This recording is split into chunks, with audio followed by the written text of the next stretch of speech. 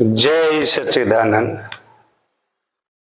આજના યુવાનો એટલા બધા પરાધીન થઈ ગયા છે, પરાધીનતામાં એટલા બધા ડૂબી ગયા છે કે પોતાની સ્વતંત્રતાનો, પોતાનો પરિચય, પોતાની રીતે, પોતાની ઓકાત, પોતાની યોગ્યતા એને બિલકુલ ભૂલી ગયા છે।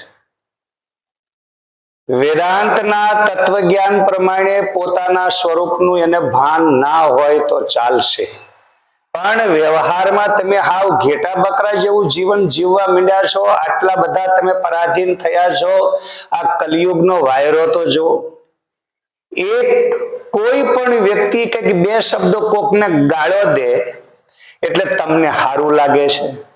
એનો મતલબ એવો થયો કે તમે કોકને નબળા જોઈ અને પોતાની જાતની જે કંઈ ઓકાત છે, યોગ્યતા છે, એને બીજાની સામે તમે તમારી જાતને હલકા માનો છો, એટલે બીજાની નિંદા જે થઈ રહી છે, બીજો કોઈ નેતા માન લો કે ધર્મનું ખંડન કરનારો આવી જાય, સનાતન ધર્મને બદનામ કરનારો આવી જાય, આ સત્યનારાયણ ભગવાનની કથા ખોટી છે, અને ફલાણાની કથા ખોટી છે, આ ગણપતિ બેહાડવાનું ખોટું છે, અને ફલાણું। હવે ધાર્મિક સભાનું જ્યાં જ્યાં આયોજન થાય, કથા હોય ગમે તે હોય, એ બધાને ગાળો દેનારો કોઈ નેતા આ બધી વસ્તુની નિંદા કરે, ગાળો દે અને આવું બધું કરે, એટલે જે નબળા વિચારના માણસો એ પોતાને એમ સમજે કે અમે સેફ છીએ।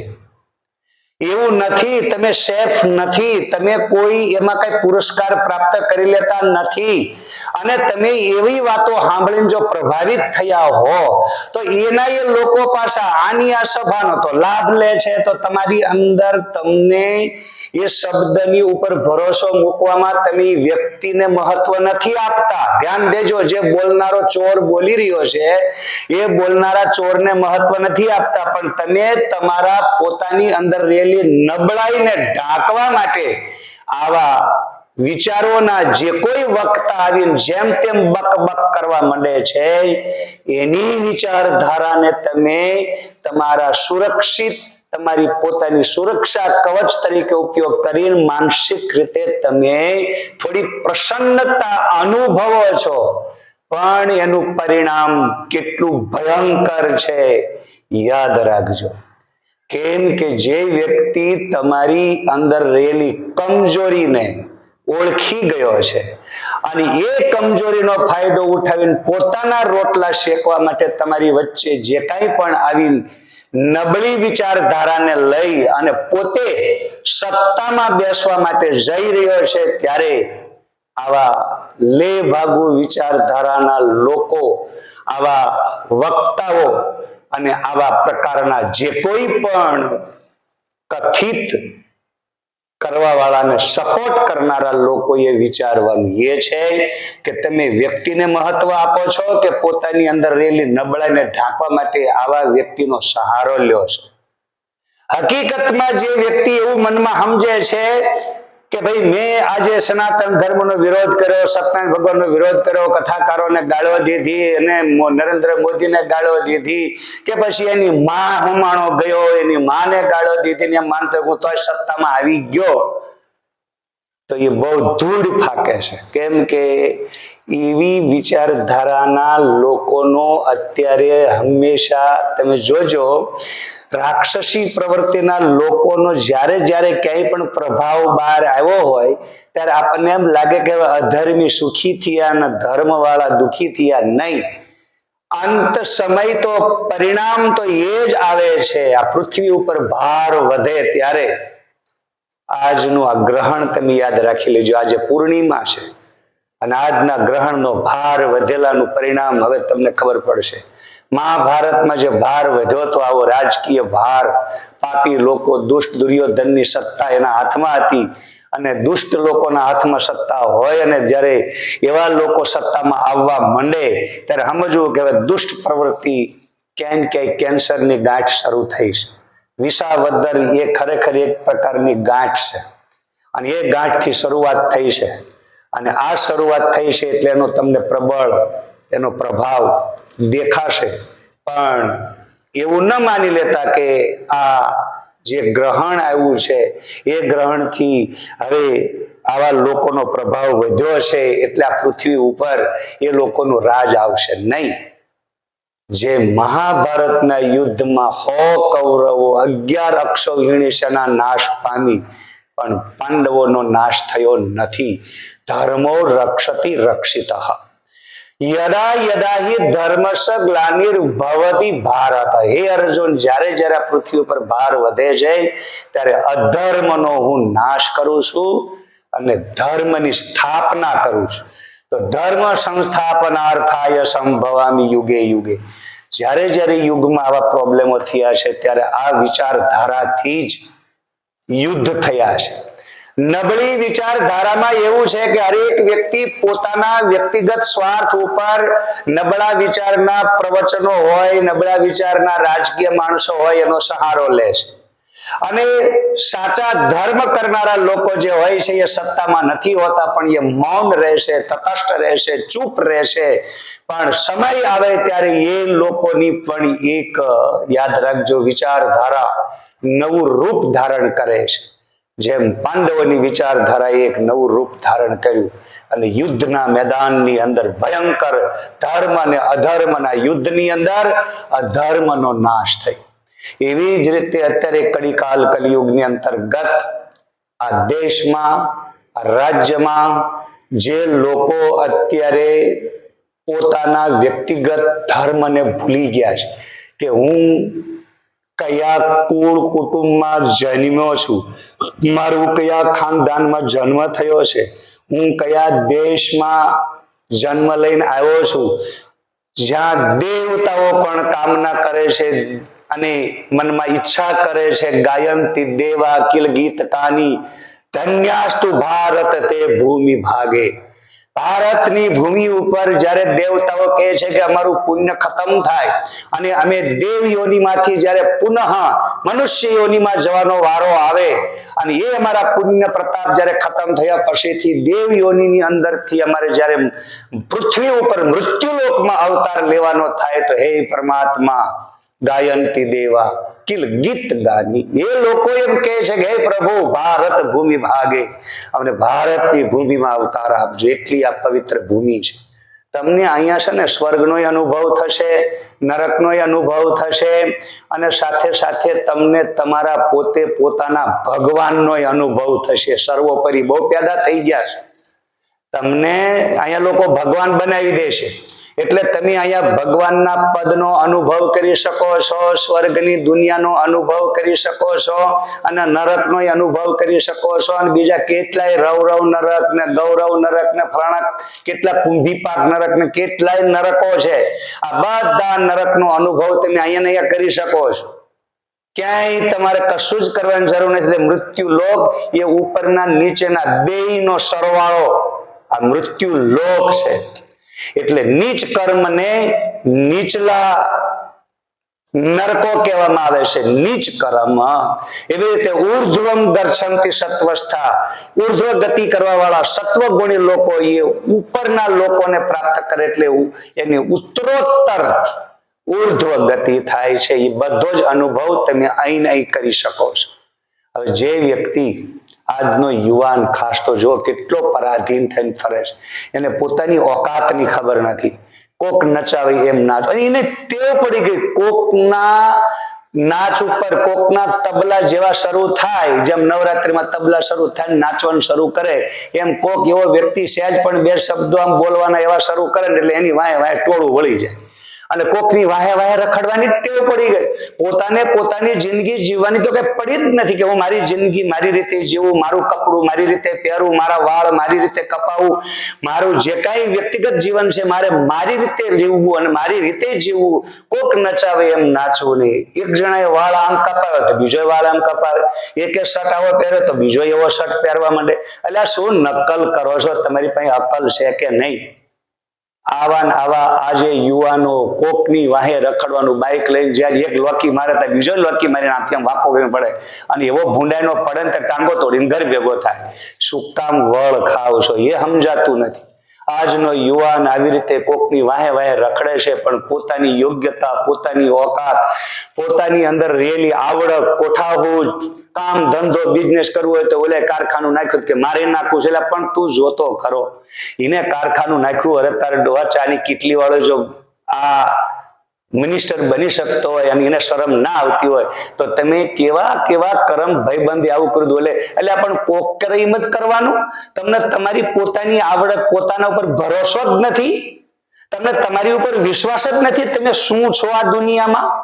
જે વ્યક્તિ પોતે પોતાને વિચારી શકતો નથી, પોતે પોતાને જોઈ શકતો નથી, પોતાની ઓકાત, યોગ્યતાને અને પોતાની અંદર રહેલી કુદરતે આપેલી કળાને પારખી શકતો નથી, આવો વ્યક્તિ આ દુનિયામાં જીવે છે ને એ જ ખરેખર ચમત્કાર છે. કોકની વાહે વાહે રખડવાનો માણા થયો, માણસ એક ઢોર છે, ઢોર કોકની વાહે વાહે રખડે. તેમ જોજો ગોવાળ તક તક તર કરે એટલે ઘેટા બકરા તક તક તર ફટફટ ઊંધું ખોસીને હાલ હાલ જ કરે, હાલ હાલ જ કરે. એમ અહીંયા અત્યારે ઘણા લોકો આવા નેતા, ફલાણા નેતા હું કહેતા હોય છે, એનો કોઈ પણ વિચાર નહીં. બસ નેતા એની વાહે વેતા, પણ વેતા થતા પેલા એ હું કહેતા હોય છે એનો તો વિચાર કરો. હું બોલે છે, શું કરે છે, આની રોટલા શેકેથી એના શેકે. જે હગા બાપના નો થયા એ તમારા હું થવાના છે. એટલે યાદ રાખજો, દુનિયાની અંદર કોઈ પણ વ્યક્તિ, અને ખરેખર હકીકતમાં જોવા જાવ ને તો ઘણા લોકો એમ કે ભાઈ હવે મારી માને મારા બાપાને બનતું નતું કે છૂટાછેડા થયા. પણ શું કામ છૂટાછેડા થયા? કેમ કે બાપને ખબર નથી કે આ છોકરો કોણ છે, માં કે એમ પર કે ભરોસો નથી, તો થાય શું આ દુનિયામાં? અને એ ઓલાદી પ્રજા કેવી હોય કો જોઈએ, અને એવી પ્રજાની વાહે તમે રખડો કલયુગમાં, એ સિવાય બીજું કઈ છે જ નહીં. કલયુગ એક માત્ર યાદ રાખજો કૌતુક કરાવવા. કલયુગમાં બહુ કૌતુક આવા નવા થઈ રહ્યા છે, થવાના, થતા જ રહેવાના છે. અને આવા કૌતુકની પાછળ દુનિયા પાગલ થઈ જવાની છે, ગાંડી. શું કરું? કેમ કે બધા એક જ વિચારના ભેગા થયા છે, પોતાની ઉપર ભરોસો છે જ નહીં. એટલે કોક નચાવે એમ જ નાચવું. હવે હું બે શબ્દો કાંઈક એવા બોલવા માંડીશ ને એટલે તરત બધા મારી વાય ભર કરતા સીધા ગાલો આ બાપુ બાપુ બાપુ બાપુ હું આપું. એટલે ભાઈ જે દેવું એ ધ્યાન, હું જલસા કરીશ, તું હું કરીશ, પણ તારી જિંદગીમાં તારે શું કરવાનું? બસ તક તક તર. એટલે આ કોક તમે નિશાળે જાઓ છો, ભણો છો, શું કામ? તમારી ડિગ્રી માટે. એમ તમે મારી પાસે આ કથા સાંભળો છો, આ બે શબ્દ સાંભળો છો, શું કામ? તમારા પોતાની ડિગ્રી માટે, તમારી યોગ્યતા માટે. ભાઈ હું કમસે કમ પોતે પોતાને તો ઓળખું, હું શું છું, મને ભગવાને હું આપ્યું છે. તમે આત્મા છો, ઈ ગળે ના ઉતરે તો તેલ પીવાઈ ગયું. પણ કમસે કમ તમારી પ્રકૃતિની અંદર કઈ સંસ્કૃતિ રહેલી છે, એ સંસ્કૃતિનો વિચાર કરીને તમે થોડાક પગલા ભરો, નિશ્ચિત બાપનું નામ રોશન કરી શકશો. પણ બસ ઓલાએ શર્ટ વાંકો પહેર્યો એટલે મારે વાંકો પહેરવો, ઓલાએ વાળ ખેડા જેવા કાપ્યા કે મારે ખેડા જેવા વાળ કાપવા છે. શું? એટલે પણ તમારી પાસે બુદ્ધિ છે કે નહીં? અને જેટલી બુદ્ધિ તમે વાળ કપાવવામાં દોડાવો છો, આ બધા કાબર ચિત્રા ઓલામાં, શું તમે કઈ પોતાની કઈ બુદ્ધિ છે જ નહીં? કોકની વાહે વાહે ચીલો પાડી દેવાનું, ઘેટાની જેમ તક તક તર હાલ હાલ જ કરવાનું. માણસો, જનાવર નહીં.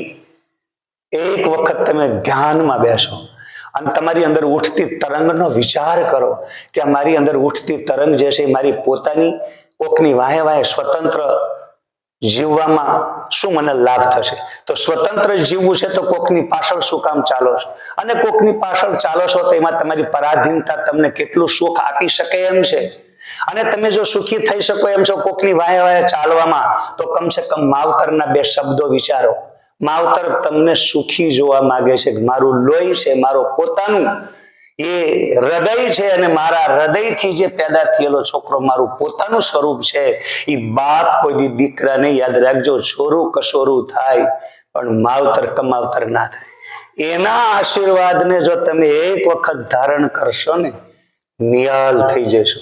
માવતરને સમજવાની કોશિશ કરો. જો માવતરને તમે સમજવાની કોશિશ કરશો ને તો નિશ્ચિત તમને કાંઈક માલ પાસેથી મળશે.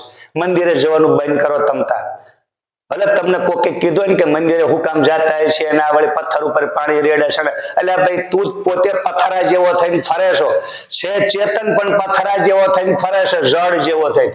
તો આવા જળ જેવા પથ્થરા જેવા લોકોને પથ્થર પાયે જ જવું પડે, બીજે કોઈ રસ્તો જ નથી. કેમ કે બધી બાજુ ભટકી ભટકી દુઃખી થાય ત્યારે જ મંદિરમાં જાય. તેમ જોજો આવા લોકો છે ને કોકની વાંહે રખડે, કેમ કે પોતાની ઓકાત તો જાણતો નથી. એટલે કોક બે વિચાર હારા કે ને એટલે પોતાની અંદર રહેલી જે કઈ નબળાઈ છે એને ઢાંકવાનો સહારો મળે એટલે એ બીજાને સાંભળીને એની વાંહે રખડવાનું શરૂ કરે કે ભાઈ મારી નબળાઈ ઢાંકવા માટે આ ભાઈએ ભાષણ કર્યું ને એ ભારે કામનું છે, બહુ સારું છે, ઓલો આવું કહેતો હતો, ઓલો આવું કહેતો હતો, ઓલે આમ કીધું. એટલે તમારી નબળાઈ તમે એના માધ્યમથી ઢાંકી દીધી. હવે ઢાંકી તો દીધી પણ નબળાઈ કોઈ સારું પરિણામ આપતી નથી. એટલે એ નબળાઈનું પરિણામ ખરાબ આવે ત્યારે તમે જેના વિચારોથી તમે પોતાને સુરક્ષિત સમજતા હતા ત્યાં તમને અસુરક્ષા સતાવા માંડે છે. અને જ્યાં તમને અસુરક્ષા સતાવાનું શરૂ થઈ જાય છે એટલે તરત તમને યાદ રાખજો ત્યાં પછી જે વ્યક્તિ ચેતન હતો તોય તમને એ પથ્થરો દેખાવા માંડે છે કે હાલો આ તો હરામી નીકળ્યો. અને એ પથ્થર જેવી જડ બુદ્ધિમાંથી જ્યારે તમે બહાર નીકળો છો ત્યારે તમને મંદિરનો પથ્થર યાદ આવે છે. ત્યાંથી તમારી પોતાની ચેતનાનો એકદમ ઉભરો આવવા માંડે છે. અને જેવો તમારી ચેતનાનો ઉભરો અંદરથી આવે ને ત્યારે યાદ રાખજો અંતર ભાંગ્યા વિના ઉભરો નહીં આવે પાનભાઈ, નવ થાય સાચે સાચી વાત રે. આટે છૂટે જ્યારે અંતરની ત્યારે પ્રભુ દેખા દે આપો આપ. આટી છૂટી જવી જોઈએ. તમે પોતાને ચેતન સમજો છો અને તમારી બુદ્ધિ જડ જેવી છે.